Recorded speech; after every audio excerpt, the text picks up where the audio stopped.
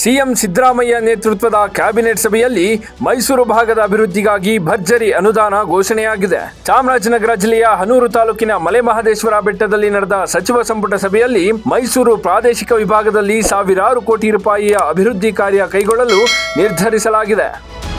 ಹೌದು, ಸಂಪುಟ ಸಭೆಯಲ್ಲಿ ಸಿಎಂ ಸಿದ್ದರಾಮಯ್ಯ ಸಮ್ಮುಖದಲ್ಲಿ ಹಲವು ಪ್ರಮುಖ ನಿರ್ಧಾರ ಕೈಗೊಳ್ಳಲಾಗಿದೆ. ಅದರಲ್ಲಿ ಮೈಸೂರು ಭಾಗದ ಅಭಿವೃದ್ಧಿಗಾಗಿ ಬರೋಬ್ಬರಿ 3,647 ಕೋಟಿ ರೂಪಾಯಿ ಮೌಲ್ಯದ ಯೋಜನೆಗಳಿಗೆ ಅನುಮೋದನೆ ನೀಡಲಾಗಿದೆ. ಇಷ್ಟೊಂದು ಅನುದಾನದಲ್ಲಿ ಚಾಮರಾಜನಗರ ಜಿಲ್ಲೆಗೆ ಸಿಂಹಪಾಲು ಸಿಕ್ಕಿದೆ. ಅದರಲ್ಲೂ ಮಲೆಮಹದೇಶ್ವರ ಬೆಟ್ಟ ಒಳಗೊಂಡಿರುವ ಹನೂರು ವಿಧಾನಸಭಾ ಕ್ಷೇತ್ರಕ್ಕೂ ಕೋಟಿ ಅನುದಾನ ಹಂಚಿಕೆ ಮಾಡಲಾಗಿದೆ.